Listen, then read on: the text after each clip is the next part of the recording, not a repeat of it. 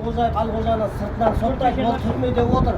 Ол өзі ақтайтын мүмкіндігі жоқ. Дәрежет келтіреді. Өзім тамырымды кесуге бұл кісілер дәлелдер жинап, өзін жаңағы ақтауға мүмкіндік бермейді, сыртынан соттайды. Шығатын кез жақындап қалғанда қайтадан соттайды. 19 жылы 10 ай 2 апта отырған. 10 ай 2 апта. 10 жарым ай соттайды. Құрметті Тоқаев мырза, жолдауыңызға атсалысқан бүгінгі блогерге бүкіл Түркістан облысы, Түркістан қаласы қарсы шығып тұр.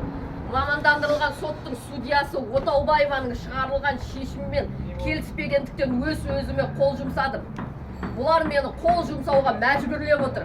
Мына Жасыл аймақ басшысы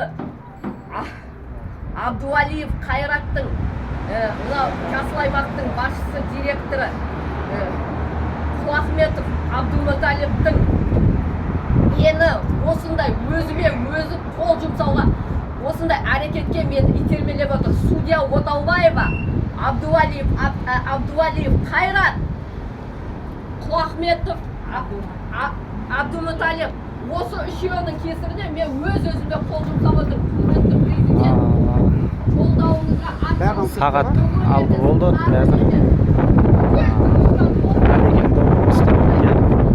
Қайтадан қамаққа алды.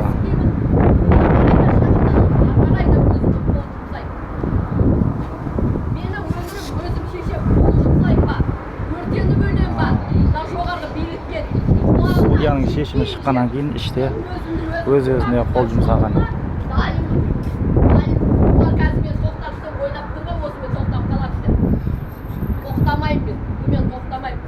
Мен өлсем, 2 кәмелет жасқа балам толмаған 2 баламның өмірі осылардың мойнында, Отаубаеваның мойнында бір жақты қараған сот шешімі. Абдуалиев Қайрат кінәлі мен өзімді қол жұмсауыма. Құлахметов Абдудалев жауапты осыған мені өз-өзімді қол жұмсауыма дейін итере берем.